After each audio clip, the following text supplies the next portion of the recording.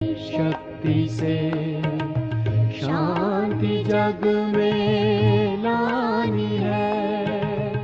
शांत मन हो तन हो शीतल, शांत मन हो तन हो शीतल।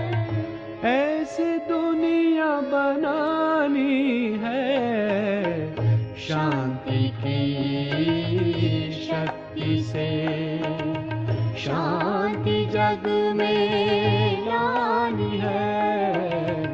शांति की शक्ति से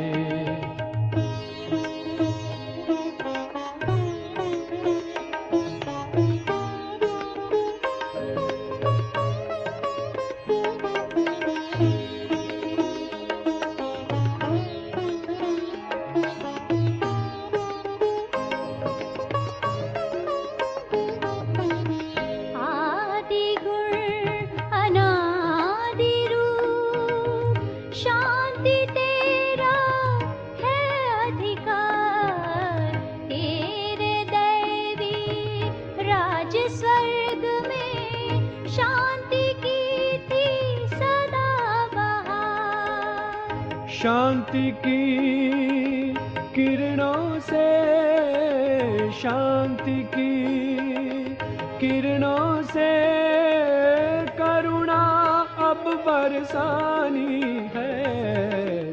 शांति की शक्ति से शांति जग में लानी है। शांति की शक्ति से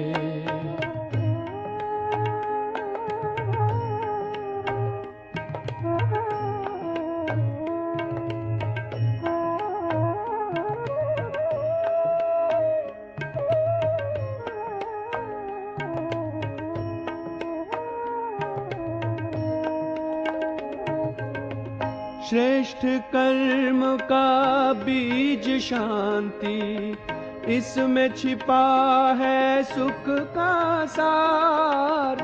दिव्य गुणों की खान यही है, शांति में है शिव का प्यार। तड़पती हुई हर एक आत्मा, तड़पती हुई हर एक आत्मा, प्यास सबकी बुझानी है।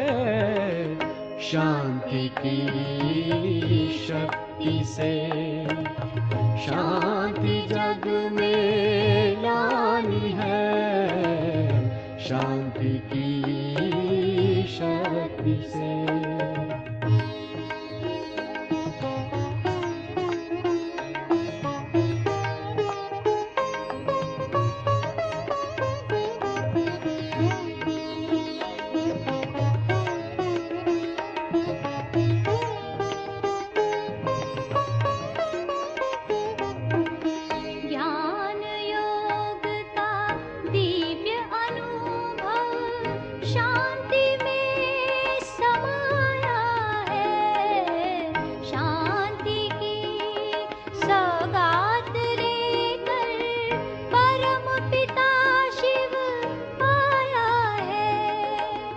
शांति धाम अपने घर की, शांति धाम अपने घर की राह सबको दिखानी है। शांति की शक्ति से शांति जग में लानी है।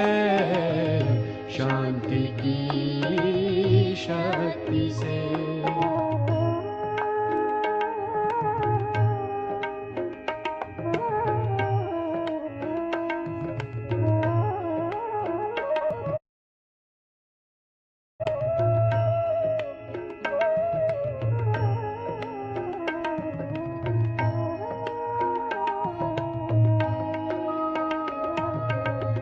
शांति की चाह सभी की, मिल जाए शांति वरदान। जन्मों से जो भटक रहे हैं देना उनको शांति दान। शांति सागर वरदाता की, शांति सागर वरदाता की वाणी सबको सुनानी है। शांति की शक्ति से शांति जग में लानी है। शांति की शक्ति से शांति जग में लानी है।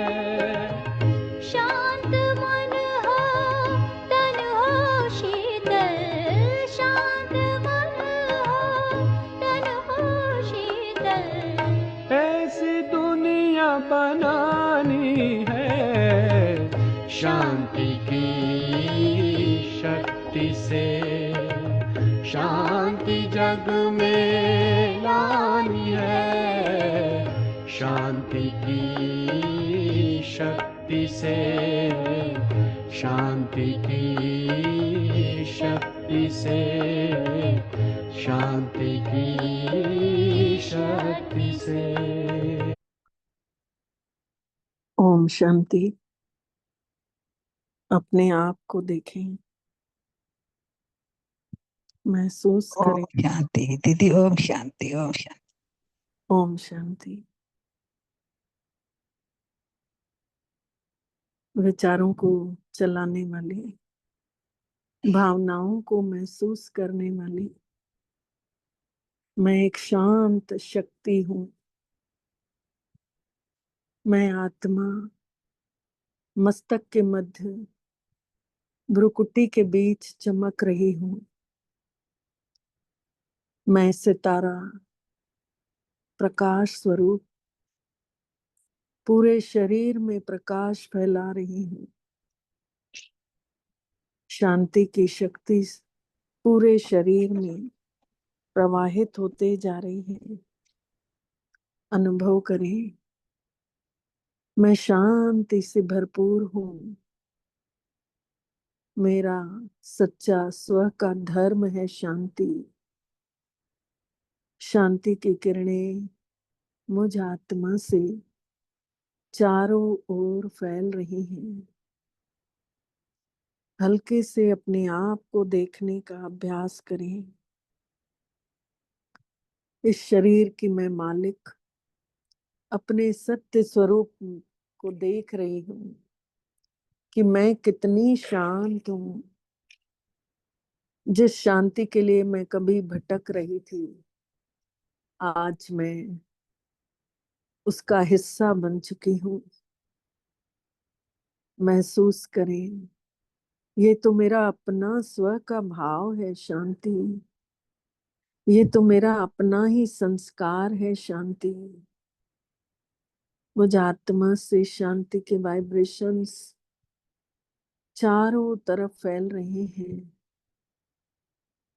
महसूस करें, जैसे सूर्य की किरणें चारों ओर रोशनी फैलाती हैं, वैसे ही मुझ आत्मा से शांति के वाइब्रेशंस निकल निकल कर चारों ओर फैलते जा रहे हैं। मैं आत्मा इस देह की दुनिया से अलग होकर अपने मीठे शांति धाम की ओर चल पड़ती हूँ।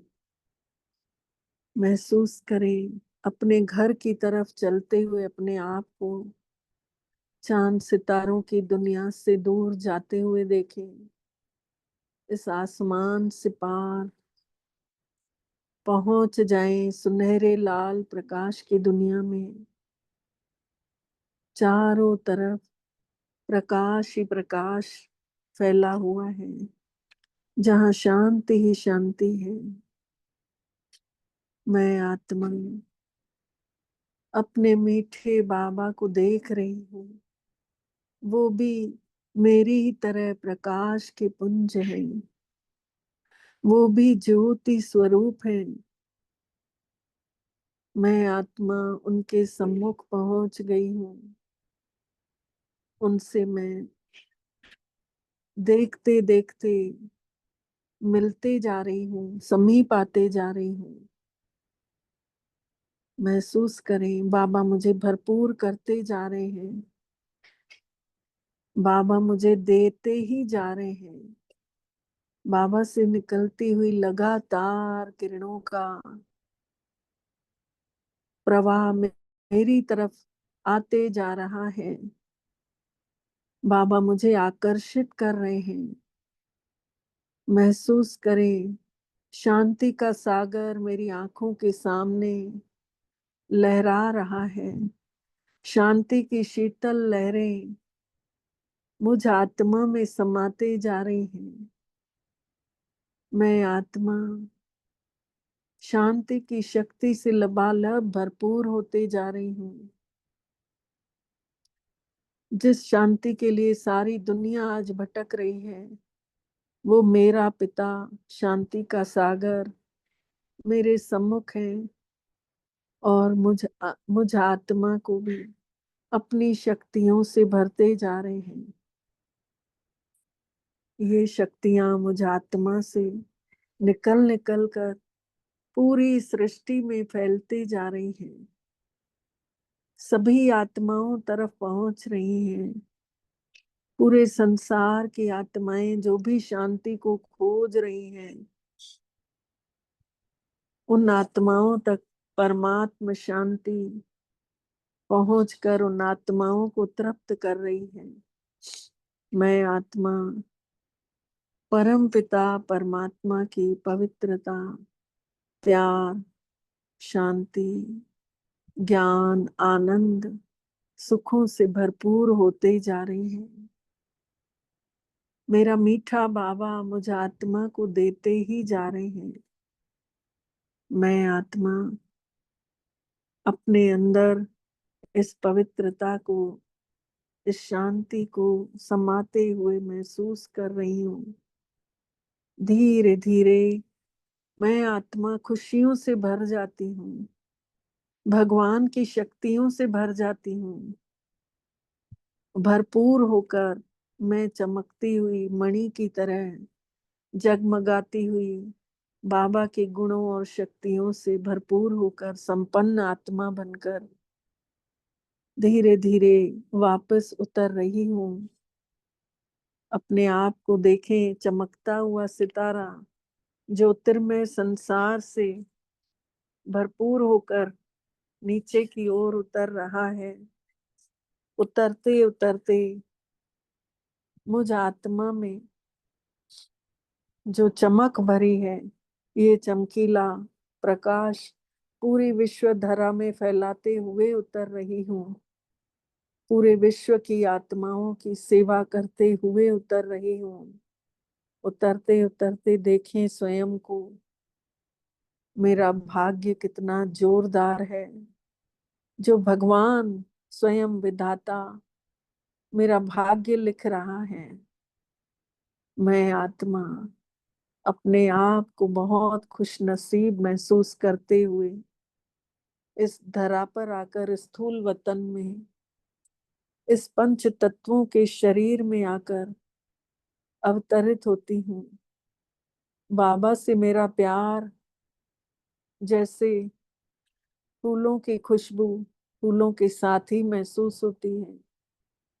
जैसे सीप में मोती, वैसे ही मैं आत्मा भी जिम्मेदारियां संभालते हुए इस भ्रुकुटी तख्त पर अवतरित हुई हूँ।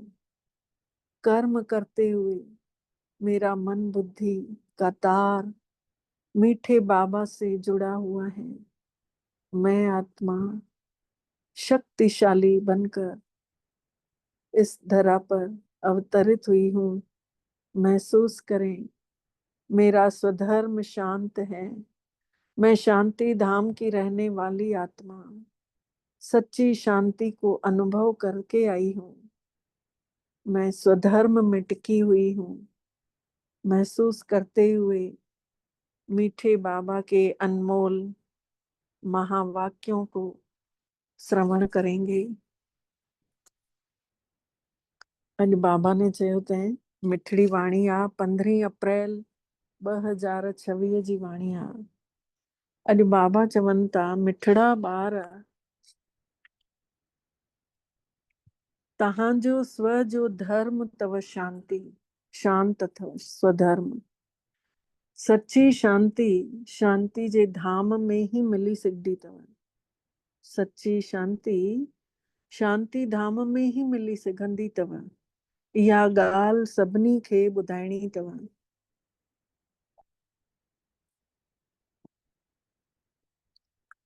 इहा ॻाल्हि सभिनी खे ॿुधाइणी अथव। स्व जे धर्म में रहणो अथव, स्वरूप में रहणो आहे, स्वधर्म में रहणो आहे, शांति धाम में जी यात्रा करणी आहे, शांत स्वरूप पंहिंजो पाण खे महसूस कंदे रहणो आहे। प्रश्न आहे अॼु जो, कहिड़ो हिकु ज्ञान हिकु ई परमात्मा वटि आहे जेको हिन महिल तव्हां पढ़ो था? कहिड़ो ज्ञान जहिड़ो परमात्मा वटि आहे जेको असां हिन महिल पढ़ूं था? त बाबल मिठड़े उत्तर ॾिनो अथऊं, पाप ऐं पुण्य जो ज्ञान। भारत में रहण वारा जॾहिं बाबे खे गारियूं ॾियण लॻनि था, भॻवान खे गारियूं ॾींदा आहिनि न, तॾहिं पाप आत्मा चवराइजंदा आहिनि। पाप आत्मा ठही वेंदा आहिनि त बुद्धि कम ई न कंदी अथनि। पोइ उबतो सुबतो भॻवान जे मथां ॾोह ॾींदा आहिनि, तूं ई बिगाड़े तूं ई सवारे। जॾहिं बाबे खे सुञाणे था वठो ऐं संसार जे ड्रामे खे नाटक खे सम्झी था वठो त पोइ पुण्य आत्मा था ठही वञो। ज्ञान मिले थो त उजालो ई उजालो थो थी वञे। जेसीं ताईं ज्ञान कोन्हे अखियूं हूंदे बि अंधा पिया हुयासीं। त हीअ पढ़ाई जेका आहे तव्हां ॿार हिन महिल ई पढ़ो था पिया। तव्हां ॼाणियो था सभिनी खे सदगति ॾियण वारो हिकिड़ो ई परमात्मा पिता आहे। सभिनी खे सुखनि ॾे वठी हलण वारो हिकिड़ो ई बाबा आहे। कॾहिं बि माण्हू माण्हूअ जी सदगति करे न सघंदो आहे। कोई माण्हू केतिरो बि वॾो गुरु हुजे, महात्मा हुजे, संत हुजनि, महापुरुष हुजनि, लेकिन कोई माण्हू कोई इंसान जी सदगति मतिलबु मुक्ति ऐं जीवन मुक्ति त उहो ॾेई न सघंदो आहे। गीत आहे अॼु जो, हिन पाप जी दुनिया खां काॾे परे वठी हल। ओम शांति। बाबो मिठड़ो वेही करे ॿारनि खे सम्झाणी ॾियनि था कि हीअ अथव पाप आत्माउनि जी दुनिया, त उहा त भारत खे ई चवंदव। पाप आत्माउनि जी दुनिया बि भारत खे ई चवंदव कि भारत ई पुण्य आत्माउनि जी दुनिया हुई जाते देवी देवताउनि जो राज्य हुयो। हे भारत ई सुखनि जो संसार हुयो, ॿियो कोई खंड ई न हुयो। हिन भारत में ॿियो कोई स्थान ई न हुया, छड़ो हिकिड़ो ई भारत हुयो। चैन ऐं सुख उन्हीअ सतयुग में हुयो, जाते सच्चा हुयासीं, सच्चे स्वरूप में हुयासीं। उते चैन बि हुयो त सुख बि हुयो, आत्म स्वरूप हुयो त, जंहिंखे स्वर्ग चवंदा आहियूं। हे अथव नर्क। हिन महिल हे संसार जेको आहे नर्क आहे, जाते सभु देह में फाथा पिया आहिनि, सचे स्वरूप खे ॼाणनि ई कोन था। भारत ई स्वर्ग हुयो, हाणे अची नर्क ठही वियो आहे। जंहिं महिल भारत में सुख शांति हुई तंहिं महिल आत्म स्वरूप में हुया, रहंदा हुया जेके बि धरतीअ ते हुया, ऐं हाणे देह में फाथा पिया आहिनि त नर्क में पिया आहिनि। नर्क में चैन काॾों अचे, नर्क में सुख शांति काॾों अचे। गले में सोन जी चैन अथनि पर मन ॾाढो बेचैन पियो अथनि, त सुख शांति सचो काॾों अचे। कलयुग खे चयो वेंबो आहे नर्क, कलह क्लेश जो समय जंहिंखे नर्क चयो वेंबो आहे। कलयुग जे अंत खे अञा ई घोर नर्क चयो वेंबो आहे। हिन महिल जेको आहे अति थी चुकी आहे, हर ॻाल्हि जी अति। दुखनि जो संसार चयो वेंबो आहे।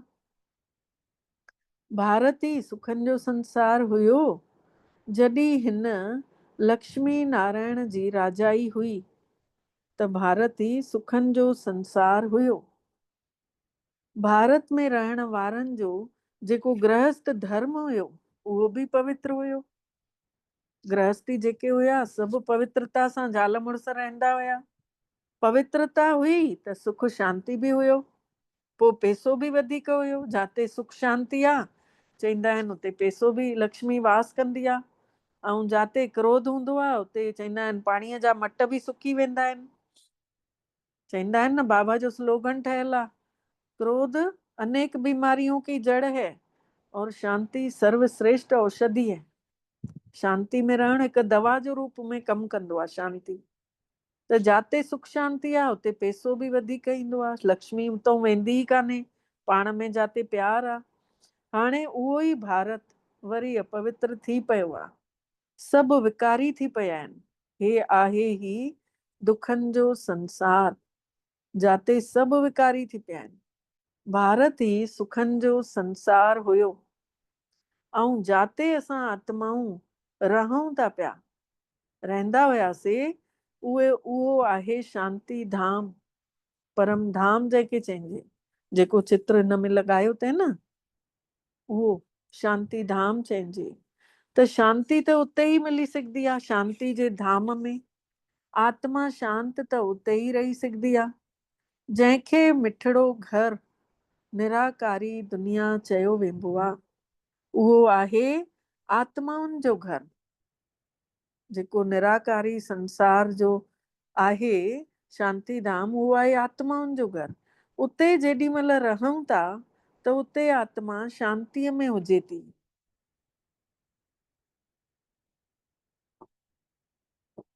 उते आत्माऊं ॻाल्हाए ॿोलाए न सघंदियूं छोकी शरीर ई कान्हनि। बाक़ी शांति कोई जंगल में वञण सां न मिलंदी आहे। शांति धाम त उहो ई आहे।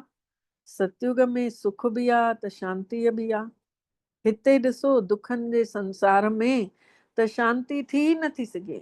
उहा त शांति धाम में ई मिली सघंदी आहे। सुख धाम में बि कर्म त थींदा ई आहिनि। कर्म त कयूं ई था सुख धाम में। शरीर सां रोल त पंहिंजो वॼाइणो ई आहे न। सुखधाम में बि कर्म त हूंदो ई आहे न। बाबा चवनि था उते बि ईअं थोरी आहे कि देवियूं देवता ठही था वञूं, उते बि सुख शांतीअ में रहूं था, पर कर्म त करणो ई आहे न। शरीर सां रोल त अदा करणो आहे न। त हिन दुखनि जे संसार में हिकु बि माण्हू अहिड़ो कोन्हे जंहिंखे सुख शांती हुजे। हिन दुखनि जे संसार में हिकु बि माण्हू अहिड़ो कोन्हे जंहिंखे सुख शांती हुजे। त हे आहे ही भ्रष्टाचारी अपवित्र संसार। तॾहिं त पतित पावन परमात्मा खे सॾ कयूं था। हे जेको आहे अपवित्र संसार आहे जाते परमात्मा खे सॾ कयूं था, पर उन्ही परमात्मा खे कोई ॼाणनि ई कोन था। इन करे निंदणका थी पिया आहिनि। बाबा चवनि था जंहिंखे धणी धोणी न हूंदो आहे त उहे माउ पीउ जे बिना वारा ॿार केतिरो विढ़ंदा जिड़ंदा रहंदा आहिनि। त बाबा चवनि था इन करे पीउ खे सुञाणनि ई कोन था परमात्मा खे, त निंदणका थी पिया आहिनि। त निंदणका हुजण जे करे पाण में विड़नि जिड़नि था। केतिरो दुख अशांति मारामारी पई आहे। हे आहे ही रावण जी राजाई, पंजई विकार जंहिं सभिनी जी तबाही करे छॾी अथई। राम राज्य के घुर नथा, विषय विकार मिटाओ पाप हरो देवा रोज चैन था। राम राज्य घुरनि था, रावण राज्य में छोकी ॼाणनि था न सुख आहे न शांति आहे। ऐं राम जी राजाईअ में जाते परमात्मा आहे, जाते उन्ही जी यादि आहे उते सुख बि आहे त शांति बि आहे, त ॿई आहे, सभु कुझु आहे। पाण में विड़ो जहिड़ो बि कोन था उन्ही महिल जंहिं महिल यादि कयो था पोइ लड़ाई झगड़ो ई नथो थिएव। पोइ पंज विकार बि भॼी था वञनि। ऐं हिते ॾिसो पंज विकार पिया आहिनि सभिनी में। पहिरियों त अथव देह अभिमान, पहिरियों मेन विकार आहे देह अभिमान, पोइ वरी काम, पोइ वरी क्रोध, मथो ई फेरे था छॾनि इहे। भारत जॾहिं स्वर्ग हुजे थो त इहे विकार हुजनि ई कोन था। भारत जंहिं महिल सुख शांति सां भरपूर आहे जंहिंमहिल आत्म स्वरूप में आहियूं तंहिंमहिल विकार आहिनि ई कोन। उते त देही अभिमानी हुयव, आत्म स्वरूप में हुयव। हाणे सभु माण्हू अभिमान में, देह जे अभिमान में अची विया आहिनि। देवताऊं हुया ई आत्म अभिमानी, देही अभिमानी। ऐं देह अभिमान वारा माण्हू कॾहिं बि कंहिंखे सुख ॾेई न सघंदा आहिनि। जेके पंहिंजे ई रुतबे में हूंदा उन्हनि खे त पतो बि न पवंदो आहे की असां ॿिए खे दुखी था कयूं पिया। अहिड़ियूं अहिड़ियूं ॻाल्हियूं चई छॾींदा आहिनि, दिलि खे वञी लॻे थी पई, पर बाबा आहे न त झटि पाण खे असर ई नथो करणु ॾे इहे ॻाल्हियूं। बाबा झटि कढी थो वठे उन खां की बेटा हाणे इन ॻाल्हि में न वञ, न त फासदे। त बाबा चवनि था देह अभिमान वारा कॾहिं बि कंहिंखे दुख सुख ॾेई न सघंदा आहिनि, हिक ॿिए खे दुख ई ॾींदा आहिनि। ईअं न सम्झजो, बाबा चवनि था ईअं न सम्झजो कोई लखपति आहे, करोड़पति आहे, पदमपति आहे त उहे सुखी हूंदा। न, इहे सभु अथव माया जो भभको, माया जी राजाई अथव। हाणे उन्ही जे विनाश लाइ हीअ महाभारत लड़ाई साम्हूं बीठल आहे। सभु आहे माया जो भभको, माया जी राजाई। हाणे इन माया जे विनाश लाइ बाबा चवनि था अंदर महाभारत लड़ाई बीठी अथव साम्हूं। अंदर पाण यादि कयूं था, काई न काई ॻाल्हि अची टंग थी खीचे। जीअं चवंदा आहिनि न की भई कोई कंहिंखे अॻिते न वधणु ॾींदो आहे, टंग खीचींदो आहे। त ईअं ई पाण यादि करण जी कोशिशि कयूं था, सोचूं था हिन महिल खां हिन महिल ताईं हे न हूंदो कोई बि त तंहिंमहिल मां यादि करणु वेहंदमि, तंहिंमहिल 10 कम ज़रूरी वाला यादि अची वेंदव। त इहा महाभारत लड़ाई जेका आहे इहा अची करे वठ थी करे। इन खां पोइ वरी स्वर्ग जा दरवाजा खुलणा अथव। सुख शांती पोइ महसूसु थियणो अथव। जंहिंमहिल लगातार योग हलंदो, जंहिंमहिल लगातार आत्म स्मृति रहंदी, त 2500 सालनि खां पोइ वरी नरक जा द्वार खुलंदव। हिन महिल स्वर्ग जा द्वार खुलनि था, पोइ 2500 सालनि खां पोइ वरी नरक जा द्वार खुलंदव, दरवाजा। इहे ॻाल्हियूं कंहिं बि शास्त्रनि में लिखियल ई कोन अथव। भारत में रहण वारा ई चवनि था कि जॾहिं भक्ति कंदव न तॾहिं त भॻवान मिलंदव। ऐं बाबा मिठड़ा चवनि था कि जॾहिं भक्ति कंदे कंदे बिल्कुलु हेठि अची था वञो न, तॾहिं पोइ मूंखे अचिणो थो पए तव्हांखे ॿुधाइण, स्वर्ग खे ठाहिण लाइ, पूरे भारत खे स्वर्ग ठाहिण लाइ। भारत जेको स्वर्ग हुयो तॾहिं कोई ॿियो देश ई न हुयो, विदेश हुया ई कोन। तंहिंमहिल उहो स्वर्ग हुयो, उहो नर्क कीअं थी पियो? बाबा पुछनि था, उहो स्वर्ग संसार उहो नर्क कीअं थी वियो? बाबा उत्तर ॾियनि था, रावण ने ठाहे छॾियव। गीता जे भॻवान खां तव्हांखे राजाई मिली, है न? 21 जन्म स्वर्ग में राज कयव, पोइ वरी भारत द्वापर युग खां वरी कलयुग में अची वियव। ऐं लहंदे लहंदे पुकारींदे रहो था पिया कि हे पतित पावन अच। पतित माण्हुनि खे सुख शांती पतित दुनिया में मिली न सघंदी आहे। जेके अपवित्र आत्माऊं हूंदियूं आहिनि उन्हनि खे सुख शांती त इन अपवित्र संसार में त मिली न सघंदी आहे न। त पतित माण्हुनि खे सुख शांती पतित संसार में मिली न सघंदी आहे। केतिरो दुखी था थींदा रहनि। अॼु पैसा चोरी थिया, अॼु देवालो निकितो, कोई कंहिंखे बीमार थी पियो, केॾा त दुख अची पेटजी पिया आहिनि, दुखी थी पिया आहिनि माण्हू। हिन महिल तव्हां सुख शांतीअ जो वरसो पाइण जी महिनत कयो था, सुख शांती मिले। परमात्मा खां सुख शांतीअ जो वरसो वठण जी जो पुरुषार्थ करे रहिया आहियो। हमेशा सुखी ठाहिण वारो हिकिड़ो ई बाबा अथव न। हमेशा सुखी ठाहिण वारो हिकिड़ो ई बाबा अथव न। हमेशा दुखी ठाहिण वारो त रावण अथव। इहे ॻाल्हियूं भारत वारा ई नथा ॼाणनि।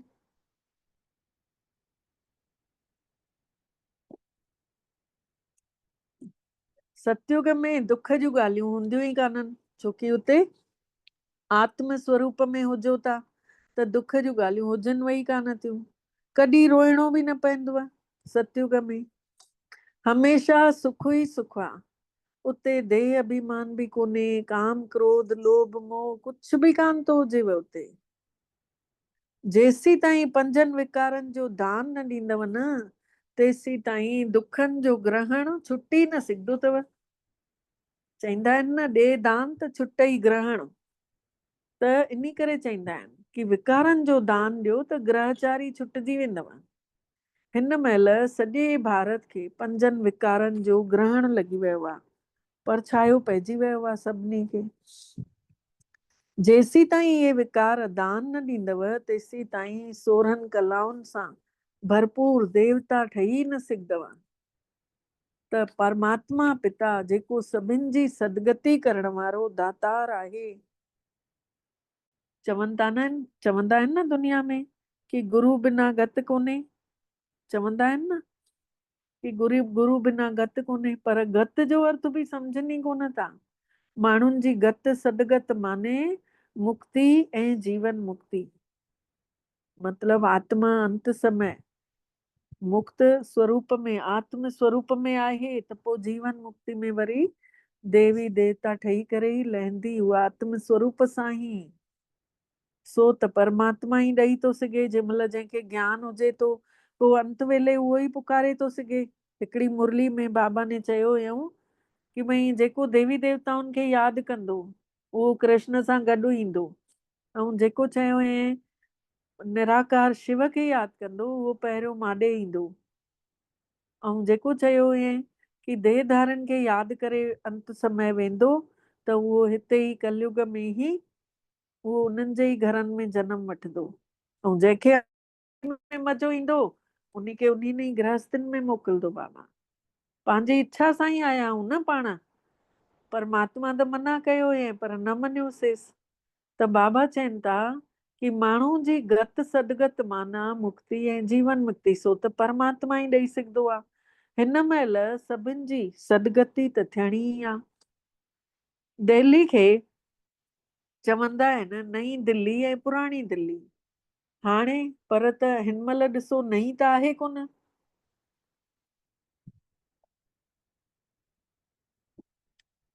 नए संसार में नई दिल्ली हूंदी आहे, पुराणे संसार में पुराणी दिल्ली हूंदी आहे। बरोबर यमुना नदीअ जो जीअं कंठो हुयो, किनारो हुयो, दिल्ली परस्तान चवराइजंदो हुयो तेॾी महिल, परियुनि जो स्थान आहे। सतयुग हुयो न, देवी देवताऊं राजा ई कंदा हुया न। ॾिसो दिल्ली में ई मोर वधीक अथव, त जेको हुयो त उहे ई ॻाल्हियूं त वरी रिपीट थियणियूं आहिनि, उहो ई संसार वरी अचिणो आहे। बाबा हमेशह चवंदा आहिनि मुरलियुनि में कि दिल्ली पहिरियों हो ठहंदो। त बाबा चवनि था देवियूं देवता ई राजा ई कंदा हुया। हाणे त ॾिसो पुराणो संसार, पुराणी दिल्ली, पुराणी दुनिया में पुराणी दिल्ली। त नई दुनिया में त हिननि लक्ष्मी नारायण जी राजा ई हुई। भारत में रहण वारा ई इहो विसरी विया आहिनि त ॿियनि जो कहिड़ो ॾोह। त बाबा मिठड़ा चवनि था नयो भारत नई दिल्ली हुई त उन्हनि जी राजा ई हुई, ॿियो कोई खंड ई न हुयो। इहो कोई बि नथा ॼाणनि, पर ॾिसो गवर्नमेंट इहो पढ़ाए त कोन थी। ॼाणनि बि अथा कि इहा अधूरो इतिहास आहे, ॼाणे नथा, पर कोई बि पूरो त ॿुधाए कोन थो। जॾहिं खां इस्लामी बौद्धी आया आहिनि, लक्ष्मी नारायण जी राजाईअ जो कंहिंखे ख़बर ई कान्हे। इहो बि परमात्मा वेही सम्झाणी ॾियनि था कि सॼी सृष्टिअ जो चक्कर कीअं घुमे थो।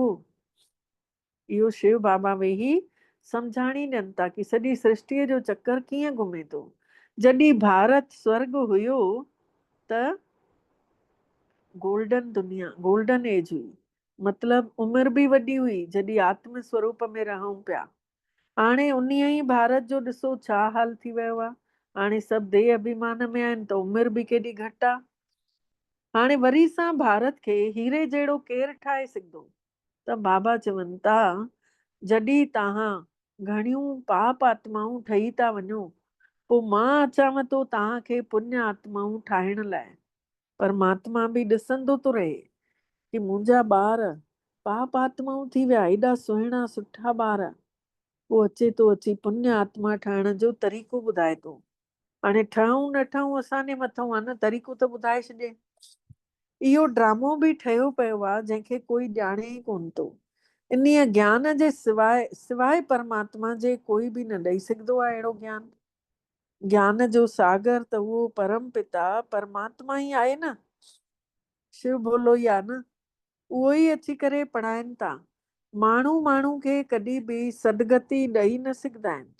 कोई इंसान कंहिं इंसान जी सदगति करे ई न सघंदो आहे। कोई केतिरो बि वॾे में वॾो पहुतल छो न हुजे। त बाबा चवनि था माण्हू जी सदगति करे न सघंदा आहिनि। जॾहिं देवियूं देवता हुयव त सभु हिक ॿिए खे सुख ई ॾींदा हुयव। मां पंहिंजो पाण खे न चेक कयां पई, ऐं कंदी बि बाबा ई कराए पियो कि कंहिंखे सुख ॾिनो कि अॼु दुख ॾिनो, या हलदे फिरदे बि लॻे पियो। ॿाहिरि वियासीं त लॻे पियो घणो मां सुख ॾेई थी सघां न ॿियनि खे। कंहिंखे सकाश थो ॾेवराए बाबा, कंहिंखे त हेल्प थो करवाए कहिड़े बि तरीक़े जी। कोई बि बाबा चवनि था उन महिल कोई बीमार रोगी हूंदा ई न हुया। हाणे बि ॾिसो जंहिंखे ज्ञान मिलियो आहे, जंहिंखे बाबा मिलियो आहे, त कोई एतिरा बीमार ई नथा थियूं पिया, कंहिंखे कोई रोग ई नथो थिए। आहे त उहो पूर्व जन्म जो सॼो कर्मनि जी खेती आहे, पर हिते ॾिसूं था सभु रोगी था नज़र अचनि। जेके विकारी आहिनि उहे वधीक रोगी आहिनि। हाणे बाबा आया आहिनि वरी सां हिन संसार खे स्वर्ग ठाहिण। बाबो मिठड़ो स्वर्ग ठाहिनि था ऐं रावण अची करे नर्क थो ठाहे छॾे पियो। बाबा अची स्वर्ग था ठाहिनि ऐं रावण अची नर्क थो ठाहे छॾे। इहो बि खेल आहे न। इहो खेल आहे जंहिंखे कोई ॼाणे ई कोन थो पियो। शास्त्रनि जो ज्ञान अथनि, उहो सॼो भक्ति आहे न। फिलासफ़ी सॼी भक्ति जो रस्तो आहे। उहो कोई सदगति जो रस्तो कोन्हे। आत्मा सुखनि ॾे हली वेंदी, शास्त्र पढ़ी, इहो रस्तो कोन्हे।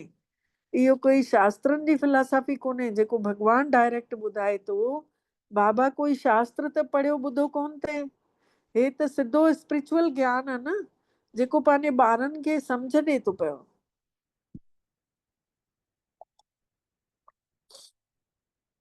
इन्ही करे परमात्मा पिता खे स्पिरिचुअल फादर चवंदा आहिनि। उहो आहे आत्माउनि जो पिता।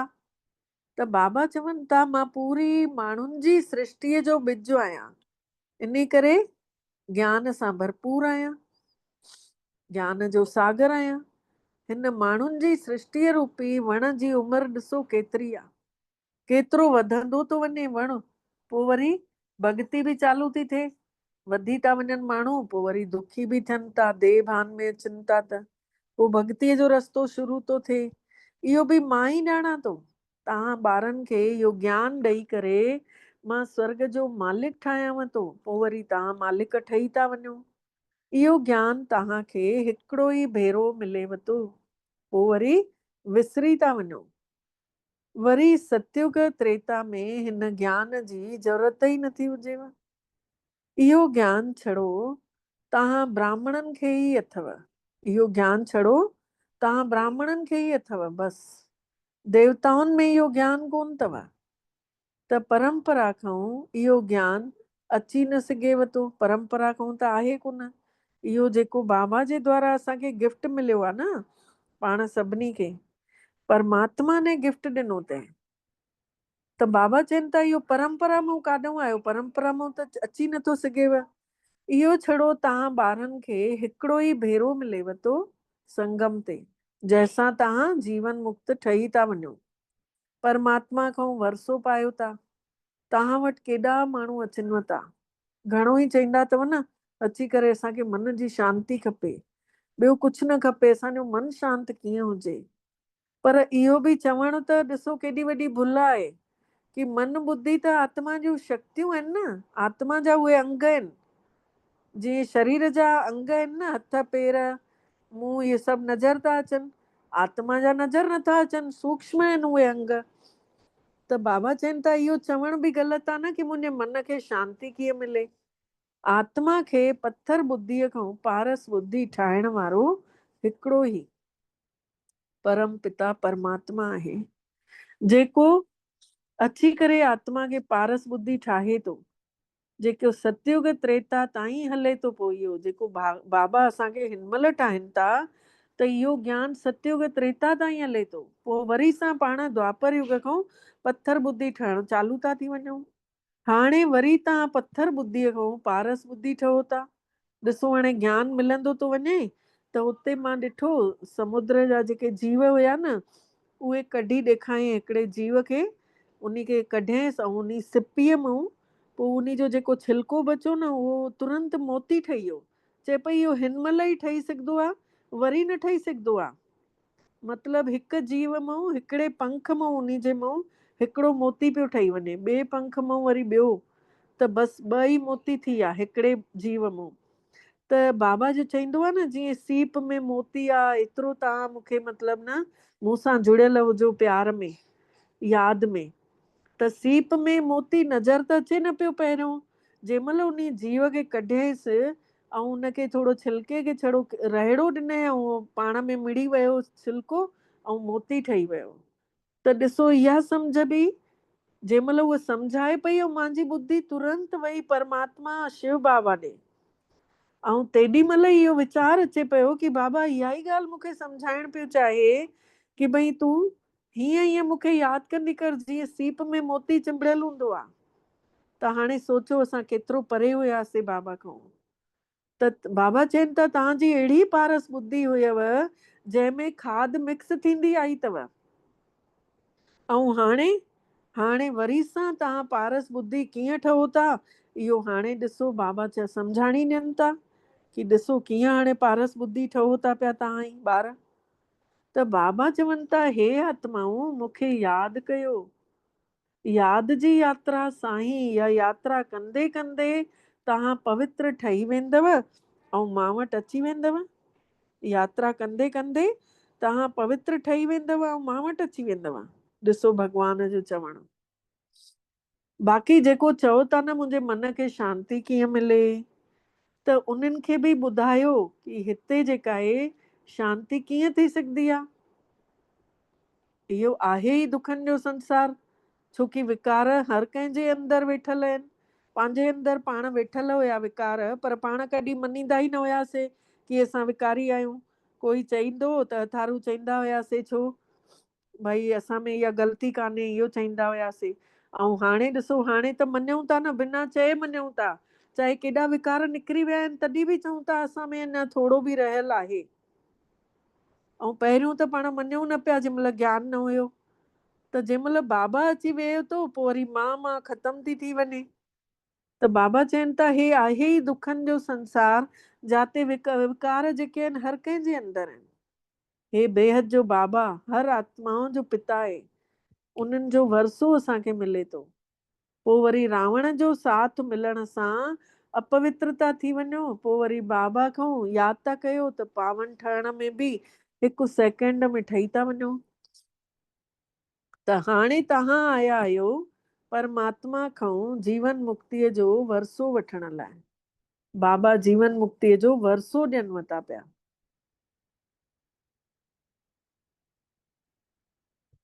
ऐं रावण त जीवन जे बंधननि जो श्राप ॾिए थो।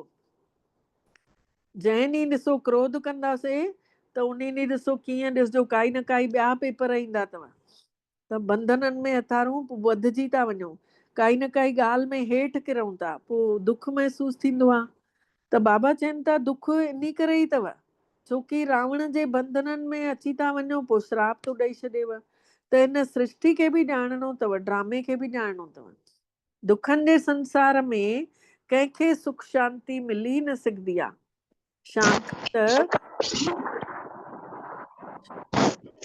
शांती त असां आत्माउनि जो स्वधर्म आहे। असां आत्माऊं चमकूं था, शांत स्वरूप आहियूं। शांती धाम असांजो घर आहे। आत्मा पाण चए थी कि असांजो स्व जो धर्म शांत आहे। हे शरीर जेको आहे बाबा चवनि था हे शरीर बाजो न वॼाए थो, मां वेही रहियां थो पियो, मां अची वेहां थो, पर केसीं ताईं वेठो हूंदुमि इन में, कर्म त करिणो ई आहे न। त जेसीं ताईं माण्हू ड्रामे खे न सम्झंदो तेसीं ताईं दुखी रहंदो ई रहंदो। ॾिसो ज्ञान ॿुधाईंदा आहियूं कंहिंखे बि 4 ॾींहं थींदा आहिनि न, चौथे ॾींहं ते चईंदा आहिनि, सभु ॼणा चईंदा अथव जेके बि कोर्स कंदा आहिनि, चवंदा आहिनि चौथे ॾींहं ते असांखे हाणे ॾाढो सुकून मिले थो, हाणे सुठो थो लॻे। इन करे 3 ॾींहं त असां पुछंदा ई कोन आहियूं कि कीअं लॻेव थो। चौथे ॾींहं ते उहो पाण ई चवंदा आहिनि। त बाबा चवनि था जेसी ताईं माण्हू ड्रामे खे न सम्झनि था तेसी ताईं दुखी रहनि था। हाणे बाबा चवनि था मां आहियां ही ग़रीब निवाज़, ऐं हिते ईंदा बि ग़रीब ई, हिते ईंदा बि ग़रीब ई ईंदा। शाहूकारनि जे लाइ त स्वर्ग हिते ई आहे, उन्हनि जी तक़दीर में स्वर्ग जा सुख आहिनि ई कान। जेके बि पैसे वारा आहिनि सभिनी विरला ई कंहिंखे ज्ञान बि आहे त पैसो बि आहे। बाक़ी जेके पैसे वारा आहिनि न उन्हनि जी तक़दीर में स्वर्ग जो सुख आहे ई कान। परमात्मा जा महावाक्य आहिनि कि उन्हनि खे हिन महिल ज्ञान उहो ॿुधनि कोन था, इन करे उहे स्वर्ग जा सुख ई कोन अथनि। बाबा चवनि था मां आहियां ई ग़रीब निवाज़। शाहूकारनि खे ग़रीब ऐं ग़रीबनि खे शाहूकार ठाहियां थो पियो। शाहूकार एतिरो ऊंचो पद पाए ई न सघंदा आहिनि छोकी हिते शाहूकारनि खे नशो आहे। हिते शाहूकारनि खे पंहिंजे पैसे जो नशो आहे न। हा, प्रजा में अची वेंदा ज़रूर, छोकी कर्म त सुठा कनि था, दान पुण्य कनि था त स्वर्ग में त ज़रूर ईंदा, पर ऊंचो पद त ग़रीब ई पाइनि था न। ग़रीब पोइ शाहूकार था ठही वञनि। उन्हनि खे देह अभिमान अथनि हिन महिल कि असां धनवान आहियूं, असां पैसे वारा आहियूं। पर बाबा चवनि था इहो धन माल सभु मिटीअ में मिलणो अथव, विनाश त थियणो ई आहे। देही अभिमानी ठहण में ॾाढी महिनत आहे, मतलब आत्म स्वरूप में टिकण में ॾाढी महिनत आहे। हिन महिल सभु देह अभिमान में आहिनि, हाणे तव्हांखे देही अभिमानी ठहणो अथव। आत्मा चवे थी असां 84 जन्म पूरा कयासीं, नाटक पूरो थिए थो, हाणे मोटी हलणो आहे। हाणे कलयुग जो अंत सतयुग जी शुरूआत जो संगम आहे। हाणे मोटी हलणो आहे, हाणे कलयुग जो अंत आहे ऐं सतयुग जी शुरूआत जो संगम आहे। ॿई शयूं हलनि थियूं न। कलयुग जो अंत आहे, विकार हिन महिल ख़तम था थियनि ऐं आत्म स्वरूप में सत्य स्वरूप में टिकूं था त असां परमात्मा जो अंदरि गुण अचनि था। ॿई चीजां हलनि थियूं, विकार ख़तम बि था थियनि ऐं हेॾे स्थापना बि थिए थी, देवताई गुण बि अचनि था। बाबा चवनि था हर 5000 सालनि खां पोइ मां अचांव थो, भारत खे वरी सां हीरे जहिड़ो थो ठाहियांव पियो, हीरे जहिड़ो। तॾहिं त गीत ठहियल आहे न, भारत फिर भरपूर बनेगा, कोई नहीं कमी होगी, हीरों से आकाश भरा, मोती से भरी जमी होगी। इन जो मतिलब छा थियो कि हीरनि वांगुरु आत्माऊं सभु जेके बि ज्ञानवान थींदियूं वेंदियूं रहंदियूं मथे, और उहो ई परमधाम वरी सां चमकंदो। ऐं हेठि बि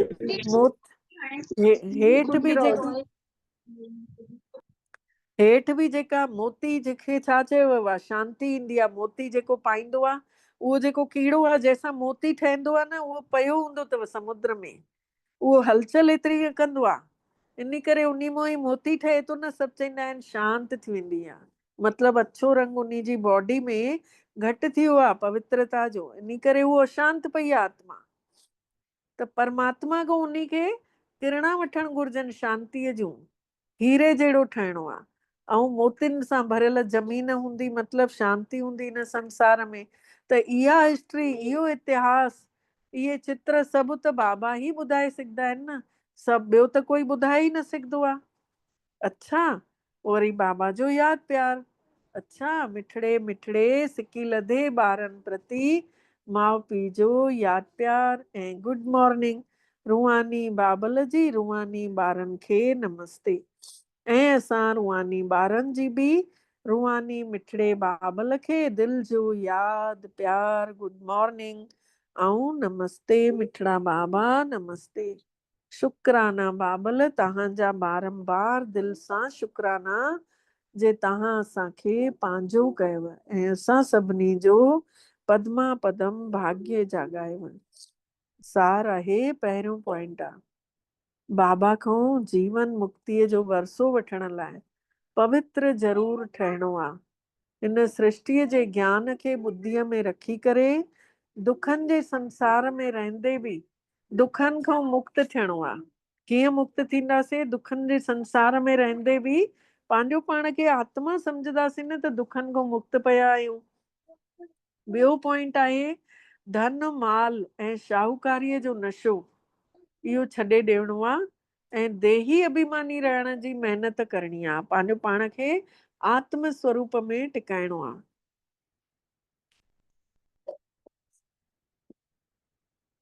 वरदान आहे अॼु जो, विकारनि जे वंश खे, विकारनि जे वंश जे अंश खे बि ख़तम करण वारा संपूर्ण समर्पण ट्रस्टी ठहो। मतलब तन मन धन सां हर तरीक़े सां विकारनि जो हिकिड़ो अंश बि न हुजे। जेके वंश हलंदे आया आहिनि, जीअं चवंदा आहिनि न, अड़े हिनजो पीउ गुस्सो कंदोसि न, हे बि ईअं ई अथई, ईअं न थी सघंदो आहे। हाणे न असां पंहिंजे पाण खे बाबा जी यादि सां चेंज करे सघंदा आहियूं। हाणे पतो पइजी वियो। पहिरियों चवंदा हुआसीं की नेचर ऐं सिग्नेचर कॾहिं न मटिजी सघंदी आहे। हाणे चवंदा आहियूं कोई अहिड़ी शइ ई कान्हे जेका न मटिजी सघे।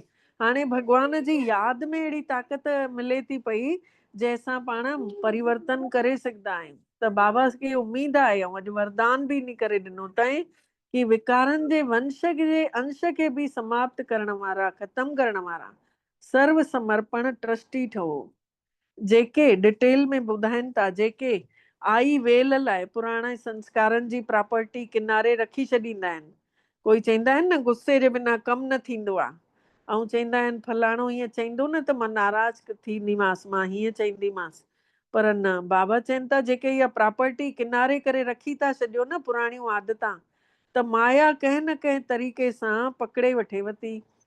पुराणे रजिस्टर जो थोरो बि टुकड़ो अगरि हूंदव त पकड़ाया वेंदव। माया ॾाढी तेज अथव। त इन करे उन जी कैचिंग पावर बि घटि कोन्हे माया जी। इन करे विकारनि जे वंश जे अंश खे बि समाप्त करणो अथव, ख़तम करणो अथव। त जरा बि कंहिं बि कुंड में इहो पंहिंजा जेके विकार आहिनि, काम क्रोध लोभ मोह अहंकार, कंहिं बि कुंड में थोरो बि न बचल हुजे। इन जो खजानो जेको आहे, बाबा अॼु उन खे बि खजानो चयो अथई। हूअं त गुणनि खे खजानो चवंदा आहिनि, शक्तियुनि खे खजानो चवंदा आहिनि, पर अॼु बाबा ने इन विकारनि खे चयो अथई इहो जरा बि न पियो हुजेव कुंड पासीरो काथे लिकल। इन खे चइबो आहे पूरी तरह सां समर्पण, मतलब ट्रस्टी, सभु कुझु तुंहिंजो, मतलब यज्ञ जा प्यारा ऐं सहयोगी। अॼु जो स्लोगन ॿुधाइनि था, कहिड़ी बि विशेषता जे करे उन सां अगरि विशेष प्यार थो थी वञेव त इहो बि सम्झो लगाव आहे। कंहिंजी विशेषता आहे, कंहिंमें कोई गुण आहे, कोई योग ॾाढो सुठो कंदो आहे, कोई ज्ञान ॾाढो सुठो ॿुधाईंदो आहे, कोई कंहिं ॻाल्हि में एक्सपर्ट आहे, कोई कंहिं ॻाल्हि में, त बाबा चवनि था उन्हनि सां विशेष लगाव न रखो, उन्हनि सां प्यार न रखो। इहा बि इन महिल बि इहो सोचणो आहे कि भॻवान जो ॾिनल अथसि न, भॻवान ने इहा विशेषता हिन में भरी अथई न। त बाबा चवनि था अगरि तव्हां उन सां विशेष लगाव रखो था त इहो बि तव्हांजो मोह में चवराइजंदो, मोह थियो। अव्यक्त इशारे जो पॉइंट आहे महान ठहण जे लाइ मिठास ऐं निवड़त, हिकु मिठास ॿियो निवड़त, ॿई गुण धारण कयो। मिठास ई महान ठाहे छॾींदव। इन लाइ मन ऐं मुख जो कौड़ोपन ख़तम थी वेंदो आहे अगरि मिठास सां ई रहूं था त। क्रोध जी बाहि बि शीतल थी वेंदी आहे। बाबा पंहिंजे हर ॿार खे शीतल देवता ठाहिण थो चाहे। इन करे मिठास जो गुण धारण करणो आहे। तव्हांजो मुख मिठो मिठड़ो थींदव, मिठास जे गुण सां भरपूर थींदा वञो। जेको बि तव्हां सां मिलण अचेव उन खे मिठा ॿोल ॿुधाए उन खे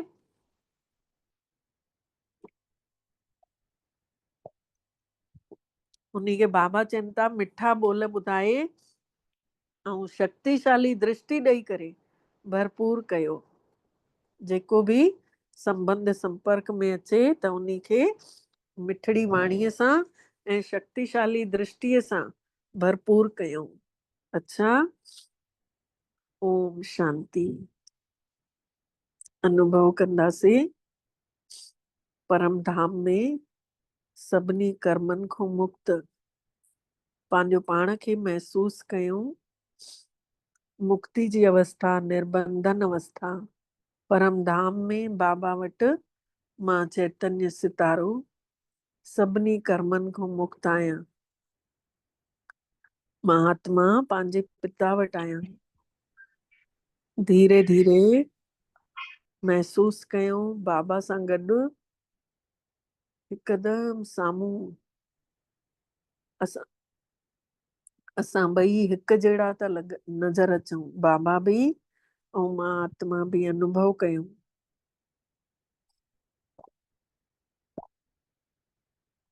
पंहिंजे मन बुद्धीअ सां महसूस कयूं कि बाबा जूं जेके किरणा निकिरनि थियूं बाबा मां, उहे मां आत्मा में समाइजंदियूं थी वञनि। बाबा सां शक्तियुनि सां असां बाबा जी शक्तियुनि सां भरपूर था थींदा वञूं। अंदरि एनर्जी भरजंदी थी वञे। जीअं मोबाइल जी बैटरी कीअं चार्ज थींदी रहंदी आहे, छड़ी हिकु करंट ॾिसण में ईंदी आहे बैटरी में कि हीअ करंट पए थी। ईअं ई असां आत्माऊं बि करंट असांजे अंदरि पवंदी थी वञे। बाबा जे अॻितो बीठा आहियूं ऐं फुल चार्ज था थींदा वञूं। बाक़ी प्रोसेस पंहिंजो पाण थींदो, कमियूं कमजोरियूं पाण ई निकिरंदियूं। बसि असांखे भरपूर करिणो आहे पंहिंजो पाण खे। बाबा जे अॻितो वेही ताक़त महसूस कंदे रहूं। बाबा जी रोशनी असांजे अंदरि पवंदी थी वञे, ऊर्जा भरपूर मिले थी पई। पूरो हाई फ्रिक्वेंसी में आहियूं। पंहिंजो पाण खे ॾिसूं, मां बाबा सां गॾु हिकदमि समान पंहिंजो पाण खे महसूस कयूं। बाबा मांखे निहारनि था। ॿ बिंदियूं हिक ॿिए खे ॾिसूं, निहारियूं था पिया। हिकु बिंदी पंहिंजे पिता खे, पिता पंहिंजे बेटे खे, ॿई हिक ॿिए खे ॾिसूं था। किरणनि जी लेन देन हले थी। बाबा को मां वठण में एतिरी व्यस्त आहियां, मूंखे ख़बर ई कान्हे। बाक़ी कमु पाण ई थिए थो। कंबाइंड आहियूं। धीरे धीरे बाबा सां चिपकी था वञूं। जीअं ॿुधायमि न सीप में मोती, ईअं चिपकी था वञूं बाबा सां। ज्ञान, गुण, शक्तियूं सभु कुझु बाबा सां पंहिंजो पाण मिले थो। छड़ो असांखे चिपकणो आहे। ऐं पूरो साम्हूं तेज धार सां, जीअं बाबा पूरे विश्व खे सकाश ॾींदा आहिनि, हलाईंदा आहिनि, तीअं ई मां आत्मा बि पूरे विश्व खे सकाश ॾियां थी। हितां ई पूरे ॾिसूं, महसूस कयूं जीअं माण्हुनि जी सृष्टिअ जे वण जो ॿिज में मां आहियां। ॿिज बाबा ऐं बाबा सां गॾु मां चिपकियल। कंबाइंड आहियूं, हिक ॿिए में हिकदमि सटियल। पूरे विश्व में पवित्र किरणा वञनि थियूं। बाबा जी शक्ति पूरे वण में फैलिजे थी पई। हिक हिक टहनी में सभिनी धर्म स्थापकनि जे निरड़ ते ॾिसूं आत्माउनि खे, गुरुनि खे, जेके टीचर स्कूल में पढ़ाइनि था, डॉक्टर, वॾा वॾा पंडित, शास्त्री, वॾा वॾा पैसे वारा, के ग़रीब, दुखी, अशांत, परेशान आत्माऊं, जेके चिंताउनि में आहिनि, जेके बीमारियुनि सां जूझनि था, जेके आर्थिक स्थिति जंहिंजी ठीकु कान्हे, सभिनी ताईं हीअ परमात्मा जी शक्ति वञे थी। महसूस कयूं परमात्मा पाण इन धरा जे लाइ सॼो समय सॼे संसार खे ॾींदो रहे थो। कॾहिं बि थकिजनि कोन था। वठण वारा थकिजी था पइनि, पर ॾेवण वारो नथो थकिजे। महसूस कयूं किरणनि सां सॼो वण जगमगाए थो पियो। हर हिकु आत्मा शक्तिशाली थी थिए। हर हिकु जीव प्राणी धरतीअ जो सुखी थो थिए। महसूस कयूं वण टिण सभिनी में परमात्मा जी शीतलता प्रवाहित थी थींदी वञे। पूरो संसार शांति धाम में शांतिअ जो अनुभव कनि था। परमात्मा जी शांतिअ जी शक्ति सभिनी जे मथां बरसात वांगुरु किरंदी थी रहे। ऐं असां आत्माऊं भरपूर थी करे इन विजन खे ॾिसंदे रहूं था, भरपूर थी करे लहूं था हेठि, महसूस कयूं लहंदे लहंदे अची पंहिंजे पंहिंजे पंजनि तत्वनि जे शरीर में, सूक्ष्म शरीर में अची प्रवेश था कयूं। मिट्टीअ जे शरीर में पंहिंजो पाण लाइट फैलिजे थी। सूक्ष्म शरीर मिट्टीअ जे शरीर जे अंदर आहे ऐं पाण सभु आत्माऊं हल्केपन जो एहसास थो थिए। बाबा जूं शक्तियूं, बाबा जो प्यार, बाबा जी जा गुण सभु कुझु असांजे ई अंदर आहे। ॿाहिरि भॼण जी ज़रूरत कान्हे। पंहिंजो पाण खे हिन सत धर्म में टिकायूं, स्वरूप में टिकायूं, स्व खे ॾिसूं, पर खे न ॾिसूं। केरु छा बि करे थो, मुंहिंजो छा वञे। हर कोई पंहिंजी खेती थो पोखे। मां आत्मा पंहिंजो पाण खे ॾिसां। मां आत्मा जो धीरे धीरे मिट्टीअ जो शरीर बि नज़र अचण लॻो ऐं मां आत्मा हिन शरीर में वेठल, हे शरीर मूंखे सेवा जे लाइ मिलियो आहे। हिन शरीर जी हिकु हिकु कर्मेंद्री शीतलता जो एहसास थी करे मन तन सभु कुझु शीतल थी वियो आहे। अंग अंग शीतल थी वियो आहे। अखियूं, नक, मुंहुं, कन शांत, वाणी मिठड़ी प्रेम जी निकिरे थी। महसूस कयो चेहरो पूरो दिव्य चमकीलो चेहरो। महसूस कयो पूरी फरिश्तेपन वारी अनुभूति थी थिए। पंहिंजी इन अवस्था खे महसूस कंदा रहूं ऐं बार बार शांति धाम खे यादि कंदा रहंदासीं। ॾींहुं भर पाण बार बार अचवञ कंदे रहंदासीं पंहिंजे मिठड़े घर में, मिठड़े बाबा वटि, वरी हेठि धरती ते, वरी मथे, वरी हेठि। हर कम में बाबा खे गॾु खणी महसूस कयूं बाबा जी शांति जी शक्ति मूंसां गॾु आहे। मां आत्मा शक्तिशाली आहियां। मां आत्मा सर्व शक्तिवान परमात्मा जी ॿार आहियां। मां आत्मा पवित्र स्वरूप आहियां, प्रेम स्वरूप आहियां। ओम शांति, ओम शांति, ओम शांति। शुक्राना मिठड़ा बाबल तव्हांजा, बारंबार शुक्राना जे तव्हां असांखे अॼु अहिड़ो अनुभव करायव। ऐं असां सभिनी जो पद्मा पदम भाग्य जाॻायूं। ओम शांति।